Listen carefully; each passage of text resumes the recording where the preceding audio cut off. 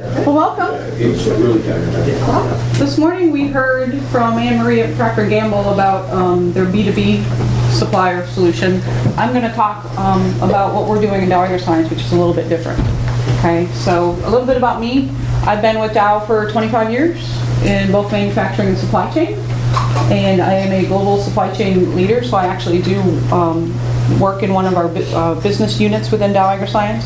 But in addition to that, I am coordinating and leading the visibility efforts from end-to-end visibility.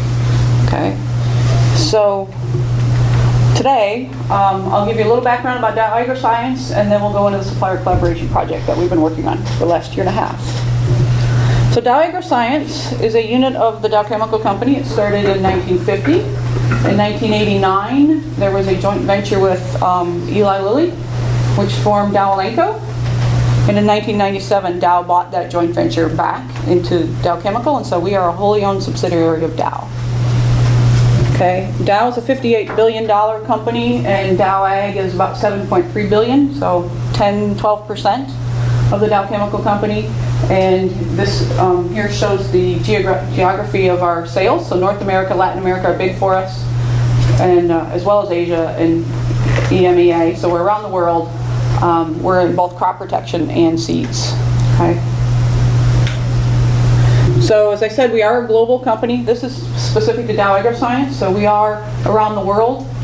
We are about 9,000 employees, and that means that we've got suppliers also around the world. Okay. So the opportunity we've got is that Dow AgroScience, we've been growing fairly fast, and we recognize that our suppliers have to keep up with us, right? If we outpace our suppliers, we're going to be in trouble if they can't keep up. And I have some examples where we had a lack of visibility. We've had issues where we have not had visibility of incoming raw materials. So something coming from China into North America, we did not know it did not ship until it did not arrive. Right, so it was very limited on making changes to our production schedules and so forth. Lack of forecast visibility with our supplier. We have bottle caps, right? We have a lot of bottling lines. Bottle caps are 15-cent item, so not a high dollar item, but if we don't have a bottle cap, we're not making anything. We had an issue where we were at a strong season. Maybe we have a bug outbreak somewhere, or it's raining in Texas and we've got a lot of weeds to manage. We've actually stocked out our bottle cap supplier, and then our lead times are longer. And again, if our products, it's very seasonal, so if we're not on the shelf, we don't have the sales. Another example was lack of communication. We had material sitting at a port for 3 weeks, unable to find space, so it's rolling every week. And we actually had made commitments in Europe to have that material there, and again, we didn't have the communication and visibility. Not only could we have been fined by the government for not being able to supply, but we also could have been fined for the loss of the crops as well. So just some examples of some of the visibility opportunities that we have in Dow Ag. And case for change around the supplier side is our purchase orders go out fax. We feel we're a little, antiquated. We're still very behind the times. We do use SAP, but we had just done a global SAP upgrade that took many, many years and was completed last year. So we are on one instance of SAP across Dow Chemical. But our purchasers' orders are going out by fax or email. We get limited responses back from our suppliers. So suppliers are coming back either email or phone, or no response at all. Shipment notification from our suppliers is very limited. As I mentioned, some of the examples, we sometimes don't know that material is not on its way. And then the invoices coming in from our suppliers are coming in snail mail, being mailed in hard copy that then have to be entered into the SAP system. Okay. We also have, as I mentioned, variability in our demand. So we've seen issues where our suppliers aren't necessarily able to keep up with us. And as I said, we were growing. Over the last few years, our purchase order counts with our suppliers has more than doubled in 3 years. So we're like, we need to be doing something. So we've partnered with Elanco, and we're starting with how do we first automate, right? So order response, we're sending orders out, getting those responses back around date, quantity, and price. Advanced ship notification, e-invoicing, and forecast collaboration. So that's the scope of what we're doing with Elanco. And we're looking at our raw material and our packaging vendors. So we're not looking at B2B, like what Anne Marie was talking about this morning. We've got a set of suppliers that are B2B. We're looking at that next group, that large group in the middle, that maybe they're not large enough to be direct B2B connection, but there's still an opportunity to work closer with them. So as a visual, we've got Dow on one side. The supplier has a portal, so they're going into the Alemica portal, and we're sending our orders to Alemica, and they're receiving them in the portal. Okay, they're giving us an order response back on date, quantity, and price. So they can go into the portal and see all their orders. That order response is flowing back into ECC, into our SAP system. So our planners are only working, they're still sending out the orders the same way they did before, but now the responses are coming direct into the system and they can see it on their planning screens.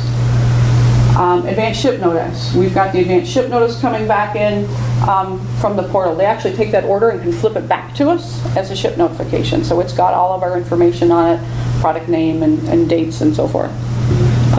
The second phase of the project was then to bring that advanced ship notification into SAP. We now see that on our planning screen. So again, the material planner can go in and say, and he's got orders, but he can also see what's been shipped.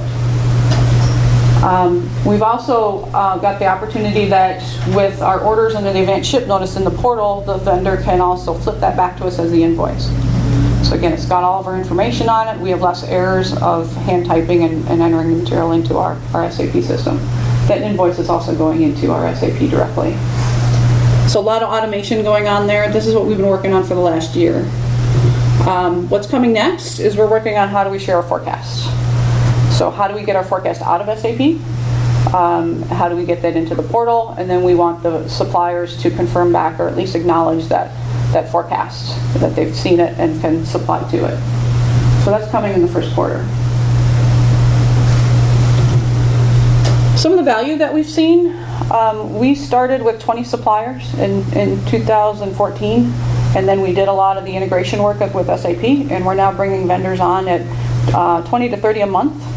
So a fairly good clip. Some of the value we're seeing is that on the order response time, for our planning organization, we're saving roughly 6 to 10 minutes an order for them to have to follow up, make phone calls, and get those order responses. On the e-invoice side, by having those invoices coming in electronically, we're saving about 15 minutes per order from having to open the mail, sort the mail, scan it, and get it into the system. And reducing a lot of errors as well, which then means we can pay our invoices on time. Additional savings that we anticipate we're going to get is that we can continue to optimize our inventory across the chain. If we're working with our customers, they've got our forecast, we don't have to carry as much stock in between, right? They know what we need and that they can supply. So less inventory in the chain. We also are hoping that we can get better prices. If we're a better customer to our suppliers, right, is there an opportunity potentially to work out better prices with our supplier? And then also less expedited freight. So those are just some of the examples of some of the savings. Feedback we're getting very positive responses from our suppliers. We're seeing it, a very good feedback with our packaging suppliers or our label suppliers, where we have thousands of orders a year with these folks. They have all their orders in one place. In the past, they're getting one email and order, and then they have to manage it on their side. Here, it's all, if they've got a list of orders, they can quickly see what we need. So we have some suppliers asking to be on the portal. We're also seeing it internally that our planners are, they really like the benefits they're seeing on having the automation, and so we're having, they're asking to have the rest of their suppliers on board. Just to give an example of the onboard process, it's actually fairly quick because we're not doing B2B. We don't have to do a lot of mapping. We are sending out our initial communication to our vendors and letting them know that, hey, this is an initiative, we'd like you to join us on this portal. Alemica has provided WebEx and video training, so Alemica has been doing the training for the vendors. We complete our setup both in the portal and in our SAP side, and then we go live. And then it's just follow-up and support. So we're bringing vendors on every 2 to 4 weeks, from the time we contact them to the time they're live on the portal.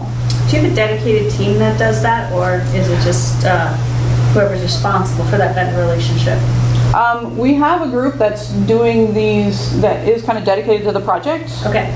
And we do pull in our procurement people that are assigned to those vendors, and they mostly just want to know what's going on because they're off doing vendor relationships, right? And so we do have a project team that's been going out and doing these communications.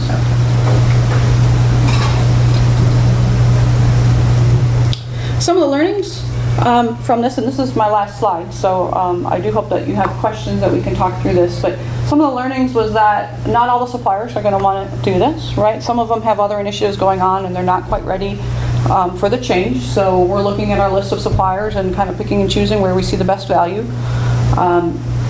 We started slow, so we made sure that integration with SAP was correct. Things were flowing back and forth as they should before we started bringing them on. Sorry, I'm working on the temperature for this one right now. I'm trying to get a little bit cooler in here. Thank you. So we started slow, but we're going a lot faster now that we've kind of got everything lined out. And we're, like I said, we're bringing on 20 to 30 vendors a month. Change management.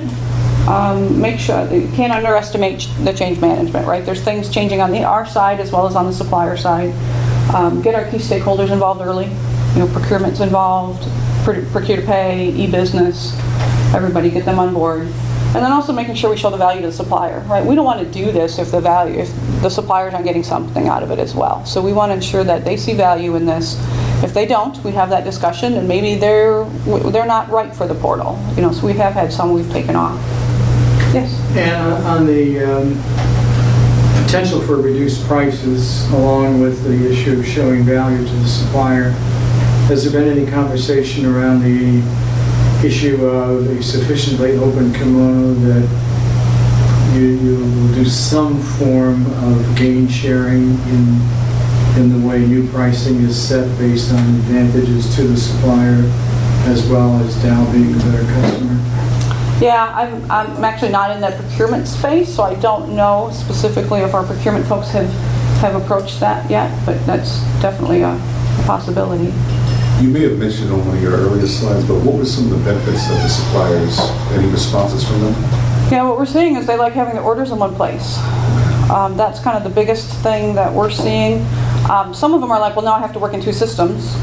Well, they do and they don't. They still have to enter the purchase order in their system, right, whatever system they're using. We're not automatically connected.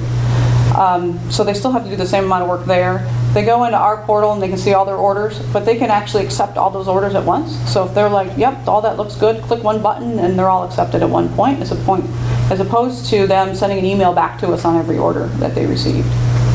So there is some benefits there. Financially, were there, you mentioned it also on one of your slides, I know there was some benefits for Dow. Was there any financial savings anywhere? We expect that we'll see financial savings in less people around the material planners. We have had a reduction in headcount in the material planners doing the work because they're automated. We also expect that in our invoice area as well, in the APay. So those would be two areas where we would have some headcount reduction and then inventory, working capital reduction with having the forecast in place. Other questions? Yeah, Mary. I would say, could you speak a little bit to the response that you've been getting from Dow Corporate when you share this information, some of their responses and their interest? Yeah, so as I mentioned, when we implemented this, our project team has procure to pay, so P2P and e-business, and those are corporate functions that are working through this. They see advantages for the other Dow businesses to be doing this as well and to automate those processes. So I think there's more work for us to go share with those specific businesses. And I actually here talked to our P2P organization, and they're anxious to do more automation, but my comment was, did you talk to the business folks? Because the business folks where the planners are doing the work and they're having to work through all of the transactions, I think there's a lot of benefit that they'll see and will drive that change.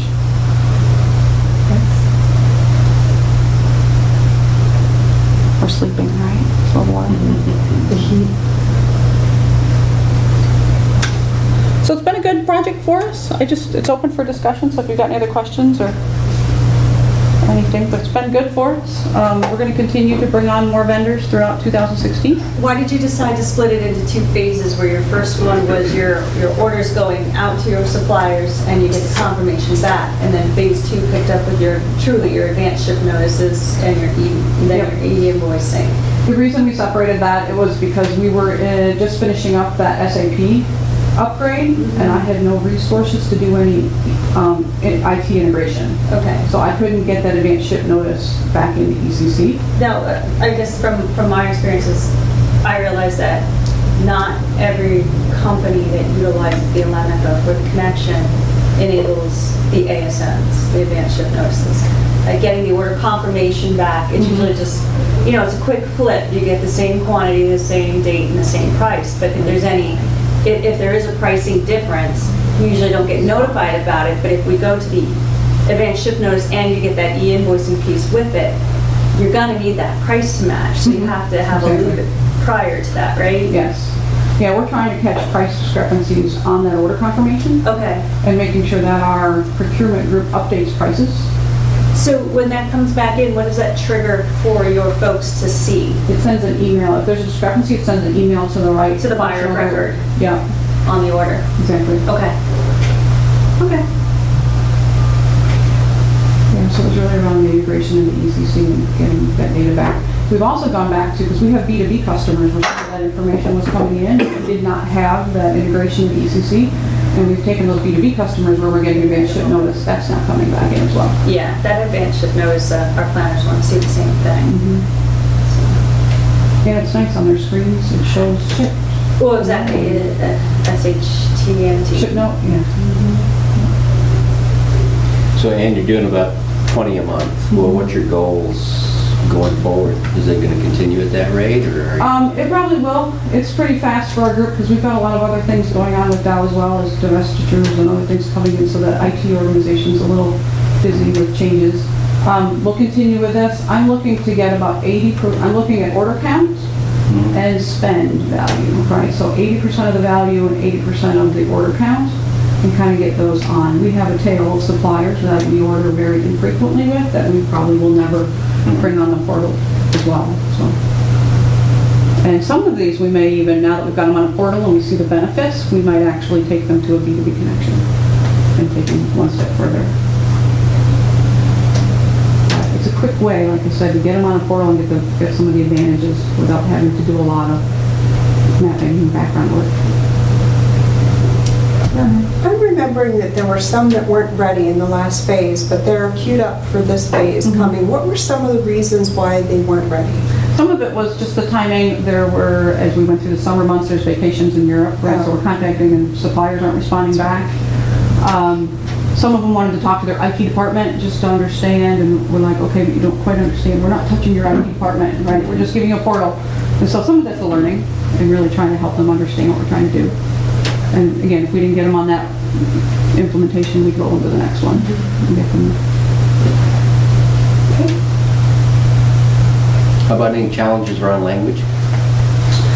The portal actually has multiple languages in it, so they can actually use the portal in, I'm thinking 13, 14 different languages. 17 now. 17? Okay, so that's nice. We've, the training modules that we've sent out, I think, are only in English, so we have had some issues there where we've had to actually ask Elenica to do some of the training in different languages. Is the training for your customer or for your vendor? For our vendors, our suppliers. And how to use the portal. The portal's fairly simple. I mean, it's just expectations of what we expect them to acknowledge in the portal. And then how to get help if they've got a question.